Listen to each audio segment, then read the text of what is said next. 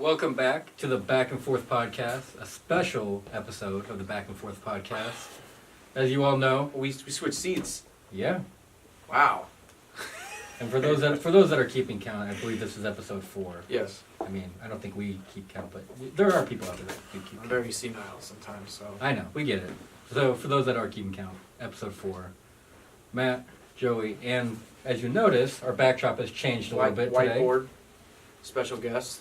It does not say Back and Forth Podcast on there today. It says, well, NBA draft order. exactly, because we're going to take you through an NBA mock draft.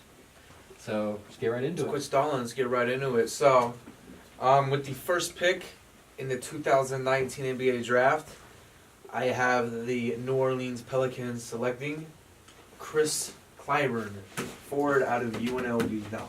I got him taking, obviously, Zion Williamson, box office player. If he can play the way he did at Duke or at the collegiate level, he's for sure going to be a monster in the NBA in due time, of course. I don't expect him going up there breaking backboards his rookie year, but this seems like the obvious pick. If they don't go Zion, then I have real questions of what they're doing up at the front office.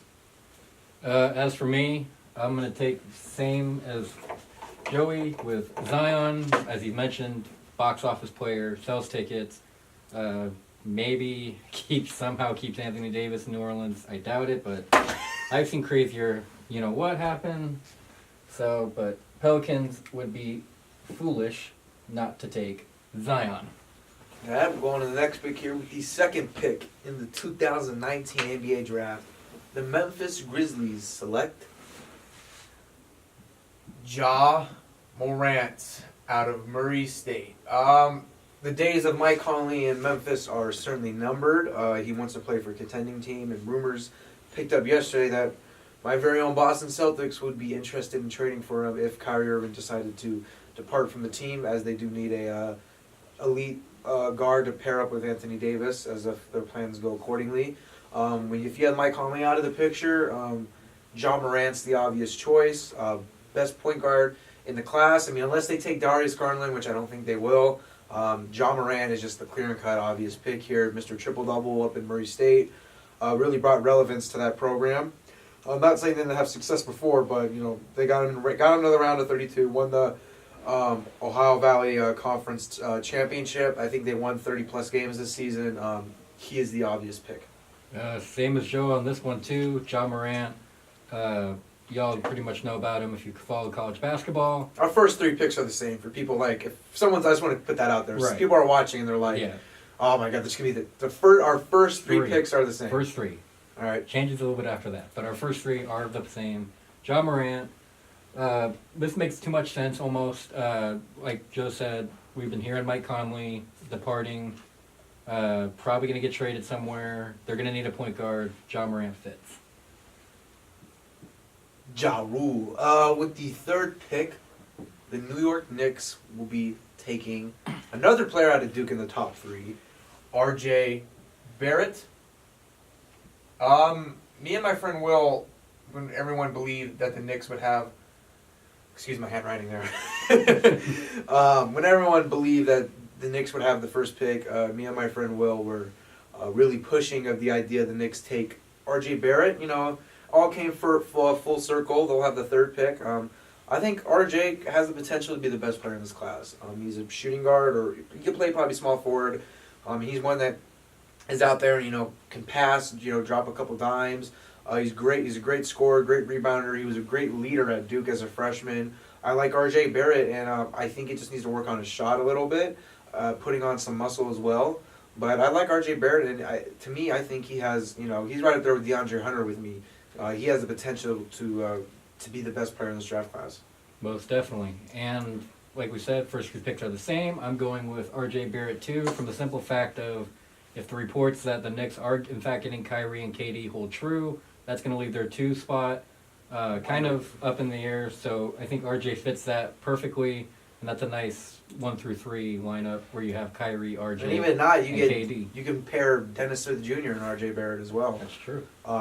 Knicks fans probably be a little upset because they didn't get the superstar, but That's a pretty solid young duo that they can obviously build around. Plus, And they still have Kevin Knox. who's they not, do have Kevin Knox as well. So pretty good pick for the Knicks. I think you have Mr. Garland going forward. Let me double check here. I do not have. Here's where it changes. The 4th pick in the 2019 NBA draft, the Los Angeles Lakers select Darius Garland out of Vanderbilt. I think this is Lonzo's last. That was Lonzo's last season with the Lakers. Darius Garland, for those who don't know, signed with Clutch Sports Agency, which is LeBron's agency. I'm going to put A and B together here. He's supposed to be a top 8 pick. Signed with LeBron's agency. A couple other mock drafts have him going there. He probably fits better there in LA system, and LA can use this pick as an asset here, or use Lonzo Ball as an asset here. I see them taking Darius Garland and having them be their new point guard, and plus you get rid of the headache, which would be LeVar Ball and the Ball family. I mean, if you watch NBA and you know the Ball family, it's just a complete headache. And you know what? You're going to see me make a trade here in mind. I think this 7th pick will also be owned by the Los Angeles Lakers because they will be trading Lonzo Ball for that 7th pick because the Bulls want to upgrade their point guard position. Lonzo Ball's got the potential. So you'll see once I get to 7th a little more what I do there. Go ahead. Now, funny kind of what you mentioned here. I do have something coming up for the 7th pick too. Kind of similar, related to the Lakers. But for number 4, I feel Kobe White's going to fit this a little bit better. Obviously, the notion LeBron does play a little bit better with shooters. Kobe White, from what I've been researching and reading on him, is pretty good, pretty reliable from beyond the arc. He's got NBA range, and really that's, I think, more what LeBron's looking for. Maybe, and you can even slide him in as the 1, as like a point guard, but really giving him that extra shooter to kind of pass out to, I think would fit the system better. But knowing the Lakers, that probably won't happen. They'll find a way to mess that up. They will, but Yeah, Kobe White. they going should. 4th. They should. That is a huge jump up. They should go with Kobe White out of North A couple Carolina. months ago, Kobe White was projected to go 20th, and now he's a lottery pick. Very interesting. 5th pick, Cleveland Cavaliers will be selecting DeAndre Hunter, who I think, you know what, I'm just going to put Hunter. D. Hunter. Just going to put Hunter. I'm in a position here, my handwriting is not very good, so put Hunter. DeAndre Hunter will be the 5th pick, I believe, made by the Cleveland Cavaliers. He's a great defensive player, like I said. I think he also has the potential to be the best player in the class. Great knockdown three-point shooter. He averaged about 4 or 5 attempts from the three-point line, and he was draining 47% of them, which is very, very high for a forward. Again, I think this is a very obvious pick here. You get to pair him with Colin Sexton. Colin Sexton's obviously a great defensive player as a guard. Now you get that as the forward. You get to pair those two with Kevin Love. Cleveland could, I don't know about being a playoff team quite yet. I mean, maybe because the Eastern Conference is pretty crappy. So I think this is another obvious pick here. Cavs got to go Hunter. This is another one we did somehow agree on. DeAndre Hunter seems to fit pretty well with the Cavs. You have a very questionable J.R. Smith in recent years as far as performance. Well, he'll be a free agent this year, I believe. So Even better, gives them a nice open spot to slide DeAndre Hunter in. Forward. Again, like we said, Lakers are probably going to be. They might not. They probably won't take DeAndre Hunter because that makes too much sense. Probably going to take Kobe White, like I said. Though the Lakers will take Darius Garland because LeBron's guy. Well, they'll take Chris Clyburn or something like that. they'll see potential in him. But anyways, like I said, our 5th pick is the same with DeAndre Hunter. He's a really good player. Cleveland's kind of in that rebuild stage, so this kind of fits well with their agenda. So, number 5, DeAndre Hunter. The 6th pick here, we all know the Phoenix Suns desperately need a point guard. Now, for mine, you got Moran off the board, you got Garland off the board. Really only good lottery worth talent wasting that pick on would either be Jared Culver or Kobe White. Jared Culver is a shooting guard, but we've seen flashes of him playing the point guard position. He's more capable of doing it. But I see them going Kobe White because Kobe White has more experience at the point guard. He played at North Carolina, more competitive conference. Simply had better numbers. Granted, he didn't take his team to the national championship. I go Kobe White here. I think this is who the Suns take. Great three-point shooter. I think a backcourt of him and Devin Booker in a couple plus years, because rookie point guards, no matter where they are, tend to struggle. Except Rajon Rondo. Rondo was pretty good as a rookie point guard, but most rookie point guards, about 90%, and Trae Young did pretty well this year, but most rookie point guards tend to struggle wherever they go. But in 3-4 years, Kobe White, if he lives up to his potential, him and Devin Booker could be a really solid duos, and they need a point guard. Kobe White's the obvious choice for me. Only guy really on the board for them to take. Well, one of the only guys I feel on the board. Another one, and he got attention early in the college basketball season, kind of slipped a little, but I think still could easily make an impact on the organization, especially now with maybe Josh Jackson's future up in the air a little bit. We don't know what's going to happen with him. I got Cam Reddish going to the Suns. At 6? You can use him as a 2-3, so you can. They need a guard though, man. They can move Devin Booker to the point guard if they have to. Booker's a shooting guard. But they can. You could prove a good point. They could use Josh Jackson or other players on the roster as assets to trade for a point guard. So yeah, so that's why I think Cam Reddish still got a lot of attention. Was arguably probably the third best player on Duke's roster this year, outside of Zion and R.J. Barrett. This fits well with their system. And like they said, if for whatever reason Josh Jackson does depart from Phoenix, it still gives them a decent 3. Not a great one, but at least a decent one that can hold water. Interesting pick. Well, obviously, there's rumors going around of Lonzo being traded for that 7th pick to Chicago, and I have the Lakers taking Darius Garland as a point guard, which signed with Clutch Sports Agency, which is LeBron's little group. So I'm assuming here this will be my first trade. That the Bulls pick will now be the Lakers pick, and that the Lakers will select. Initially, I was thinking Cam Reddish, but if they don't end up getting AD, you got Ingram, you got all those other guys already at the forward. To me, their most needed position is a reliable big man. This may be a little too early for the 7th pick, but they could. I see them taking Jackson Hayes out of Texas. Or Bobo. If Bobo didn't get hurt, I can also see Bobo potentially going 7th. So maybe Bobo slides or moves up all the way to 7th. But I think Jackson Hayes is the more experienced player. An elite shot blocker at Texas. They didn't have an ideal season, really. They got to the NIT. But, an elite shot blocker, I believe, is in the neighborhood of like 10 points, 9 rebounds a game. A tremendous big. He has a huge upside, a lot of potential.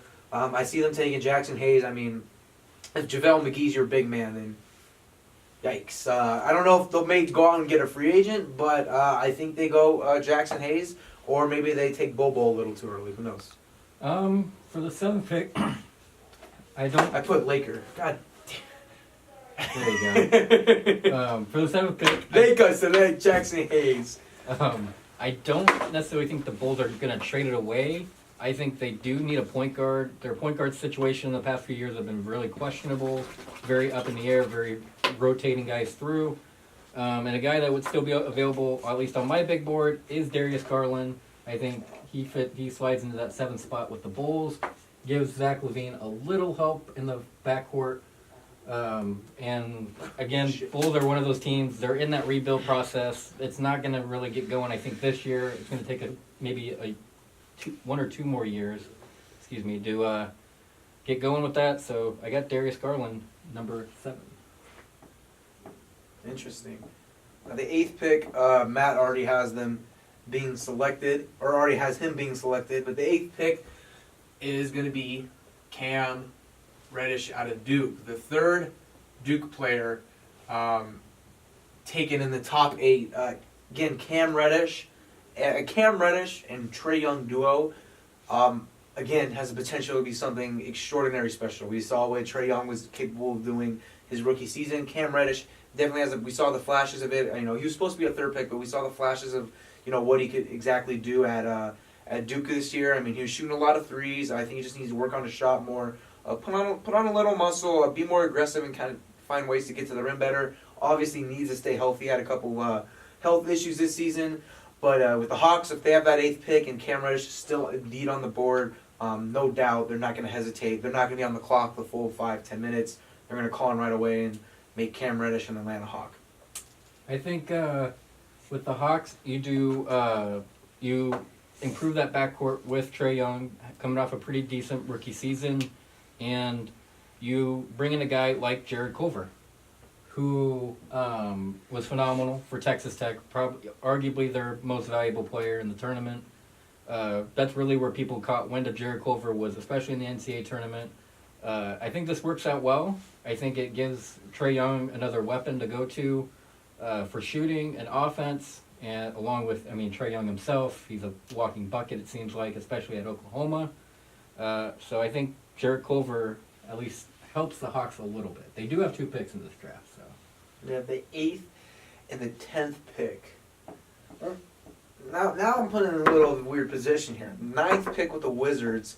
I originally had them taking Jackson Hayes, but we were making the mock draft, and I was thinking if the Lakers were going to trade for that 7th pick, it'd be obvious to take Jackson Hayes because they need a big man. I don't see them taking Reddish because they simply have enough forwards as it is, and it's just a pick wouldn't make sense. And Reddish is 6'9", a little too big to be going out there and playing the 3 or whatnot. But I think the Wizards are also going to be needing a big man. Dwight Howard really not living up to the hype down there, was injured most of the season. This may be a little surprise pick, but I see him taking Bruno Fernando out of Maryland. Bruno Fernando was a guy I have been keeping close tabs on. There's a few guys in this draft that I've really been following, and he's one of them. Out of Maryland, it was January, February-ish. They had him being a late first rounder, but I was looking at this dude's highlights, and I was like, this is a lottery pick. This guy's something to be something special. And I was like, if he falls that late, hopefully the Celtics are there waiting for him, and he can come down to Boston, because I definitely welcome him with open arms. But he had a phenomenal combine. Most experts got him going, between 11 and 17-ish. But he had a phenomenal combine. He's built. He has the mass. It's not going to hurt putting on a few more pounds, but he's really aggressive at the rim. I wouldn't say he's an elite shot blocker quite yet. I believe average about 2.2, 2.4 blocks a game. Fairly good, but I wouldn't consider it elite yet at the collegiate level. Usually elite would be more than 3 blocks a game. But obviously can improve that. A monster at the rim, great rim rebounder.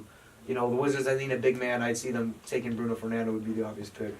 Well, I do agree with you on this. The Wizards do need a big man. I don't agree that it's going to be at least Bruno Fernando. I only have him falling a few more picks below, but I do think this is where they go and take Jackson Hayes, especially. Sorry, guys. There we go. Especially if the rest of these teams take guys like DeAndre Hunter, Cam Reddish. I feel like Jackson Hayes is going to be one of those guys that's available, makes a lot of sense, can come in. Not sure about the immediate impact, but he can at least put the Wizards in a better spot than they were the day before they drafted him, type of thing. Yeah, I'm a little lost here at this 10th pick in terms of what the Atlanta Hawks do. But if I'm not wrong, didn't Manu Bol, his father, play for the Atlanta Hawks? Bulls? I believe so. You know what? He's projected to go between 14 and 20. Hawks need a big man. Look, I got him taking Reddish already. They have Hunter, who's already there, I believe. They drafted last year. He made an all-rookie team. He's a shooting guard, small forward type player. You have Trae Young. They need a big man. You know what? They're going to go ahead and take Bol here. Bol's obviously 7 feet 4 tall. If he can stay healthy, put on weight, become more mobile a little bit, he's got a shot for a big man. He can shoot the threes. If he becomes more mobile and can put on some weight and rebound a little bit better, maybe become a bit of a better shot blocker for his height, Bobo would be a pretty good pick here. Yeah, it's a little early, but we see this in the draft all the time. Grayson Allen last year was supposed to go to 27 to 35 range, and he got taken 20th or 21st overall by the Utah Jazz. We saw Robert Williams last year fall from a lottery pick to 27th with the Boston Celtics. And I still do not have Jared Culver being taken, do I? Wow. That's just Jared Culver's still on the board. for you at least. Me, just got taken off. But number 10 for me, I kind of threw this one up in the air, and I just changed my mind literally at the last second here. I think Atlanta is going to actually take Bruno Fernando. And I say this because you are right. They do need more of a big man. And I mean, obviously being a fan of a Big Ten school, I obviously saw a little bit of Bruno Fernando this year. The guy is really big. He's got good size. He's pretty coordinated, you would say, for a big man, a lot more than you would probably anticipate. And I think this makes a lot of sense. But you do make a really good point about Vogel as far as needing a big man. So that leads us to the 11th pick. This one, I'm not going to attempt to say his last name out of Gonzaga. Rue Shrichimia. But no, obviously a very good player. Big reason why they got to the Elite Eight last year, Gonzaga. Saw the thing yesterday that the Timberwolves were pretty much locked on to taking him 11th overall. Pairing him and Karl Anthony Towns would definitely be very good for the Minnesota Timberwolves. He has a very high ceiling. He can go out and he can shoot the threes as well. He's a pretty good shot blocker as well, even for being a power forward at least.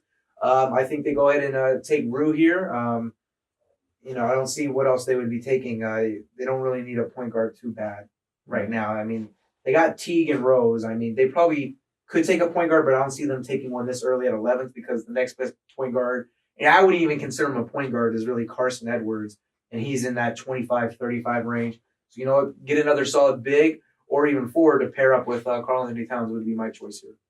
And then at 11, I think this is another one that you kind of feel is kind of almost like a steal, and you're almost surprised this one is still available.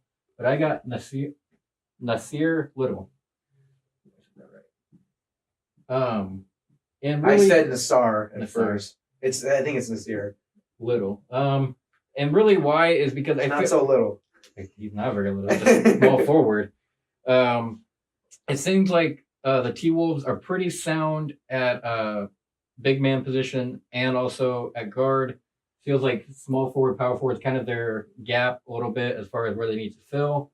Nasir Little obviously being available at least this late because some people did have him taken a little bit higher.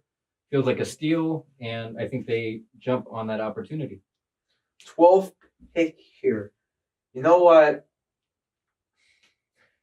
I want to say the Hornets will take Jared Culver. I really do. They got a lot of guards. That's the other thing, too. Kemba Walker's departing. That's true. I don't know if they're giving up on Malik Monk already. I don't know. But the Hornets being the Hornets, and how fantastic Michael Jordan has done as an owner of that team, they're not going to take Culver, even though it's the opposite. They're going to take French fella here, Seaku Dekulamba. No, this guy actually he reminds me a little bit of Giannis. I'm not saying he's going to be Giannis, but his playing at the French league reminds me a little bit of Giannis. Long and lengthy, he can go out and shoot the three. He had 34 points in the French playoff tournament, in which was leading them to the championship game. Beginning of the year, he was sounded like a top 5 pick, and then he slipped out in the 20th range, and now he's kind of working his way back up. Probably going to be in the 10 to 15 range. I see him being taken. I see the Hornets taking him. Probably should take Culver, but I'm not going to base this off. Probably I'm going to see where they're more like who they're going to take based off recent history, and I don't think they're going to give up on Malik Monk just yet. So I see them taking Seaku here. Kind of staying a little bit with your logic here. The Hornets, I feel like, need a big man more than they need a guard right now. Frank Kaminsky, come on. A legitimate big man. And this is one that I think can get drafted and can be a day one starter.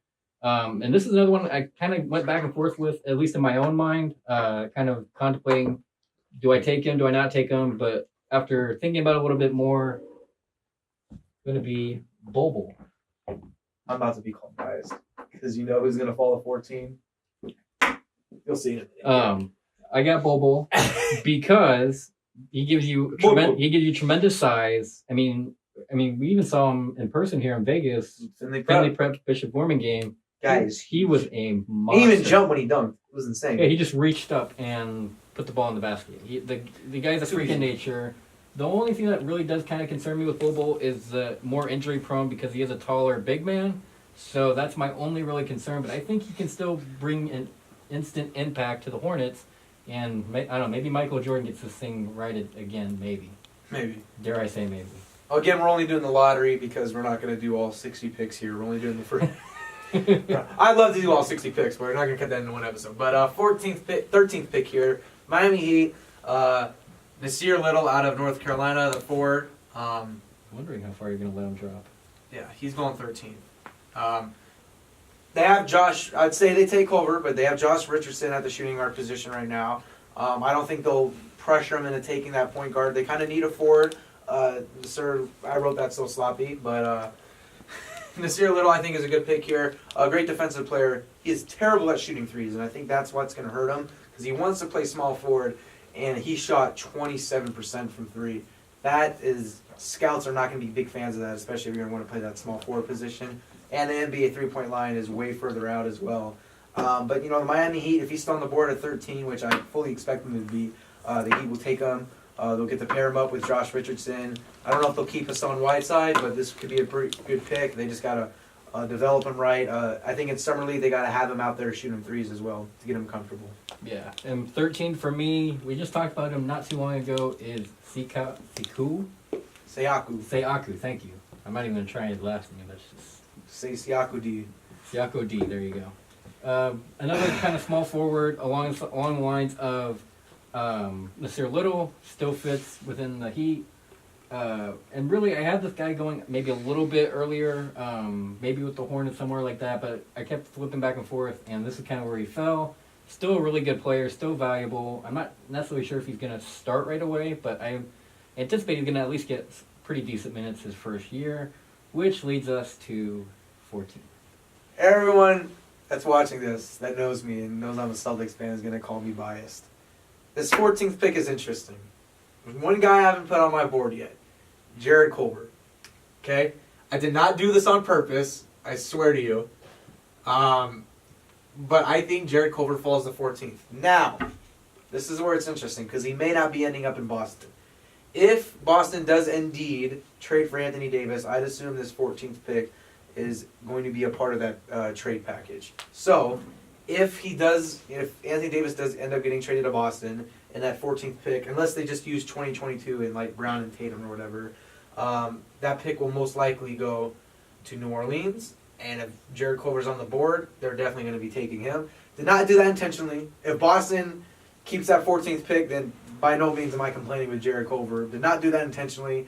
But every year we see it, a guy that's supposed to go in that, 4 to 8 slot drops all the way to 14 or sometimes out of the lottery. And I think this year that guy's going to be Jared Culver based off team needs. I think a lot of teams this year are going to be drafting off team needs. Suns could easily take him. They need that point guard more than anything. They're going to roll the dice here on Kobe White. Cavs, I think DeAndre Hunter's just too big of an opportunity to pass up. As far as the Lakers, could definitely see Jared. If he may be taken at 4. If he's not taken at 4, I really see a good chance of him falling down to 14 or past that. I think the Lakers take Garland, again, because of just the connection of him signing with Clutch Sports. And now that the Lakers are trying to trade Lonzo Ball, Garland could easily just come in and fill that void for them. But again, this pick is most likely going to be going to New Orleans, so this is my second trade, and they'll end up taking Jared Culver. Boston keeps the pick, then. Well, welcome to Beantown, Culver. I think Boston does keep this pick. I do think they can get Anthony Davis other way, like you had mentioned, maybe next year's draft, something like that, along that line. But New Orleans isn't going to get necessarily screwed out of this deal. Let's put it that way. I mean, they're going to get Tatum most likely. Brown's probably on his way with some all right draft picks. It might not even be this year. It might be a high draft pick next year. You never know. I do see the Celtics hanging onto this pick and kind of filling in a little bit of a void for Tatum with a guy named Nickeil Alexander-Walker.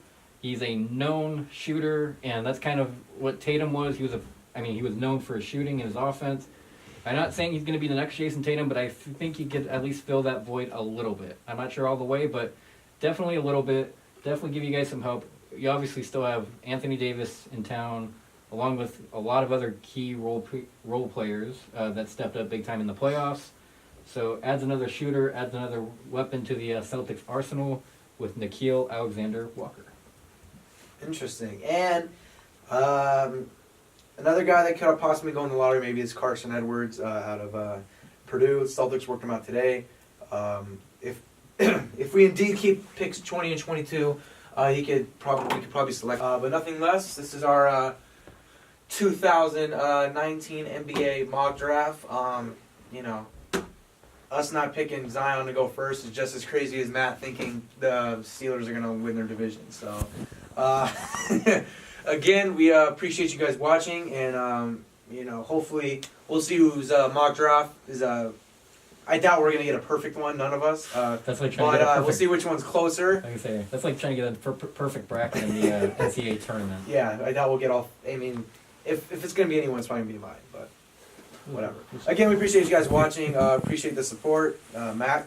Appreciate the support. Appreciate you guys watching. Hope you guys enjoyed this. If you don't like it, if you like it, let us know in the comment section. If you want to rip us a new one, go ahead. It's open. Just whatever you guys want to do. Make sure you share with your friends, families, etc. Whatever. Cat, dog. Cat, dog. If they're gonna watch it too, that's great. But seriously, thanks for the support. Just back and forth. We'll see you later.